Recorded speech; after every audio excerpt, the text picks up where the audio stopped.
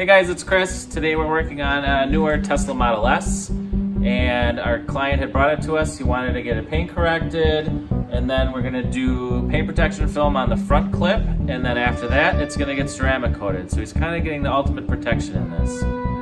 One of the main concerns that he had was when he brought it in is that there was some damage on the rear driver's side quarter panel. Might happen to be the garage might have jumped out at him. He might have hit it, doesn't really matter, but he wanted to get it fixed and he wanted to make sure that we could do it without having to go to the body shop. So I'm in the middle of it, take a look, results turned out great, and he was super happy with it.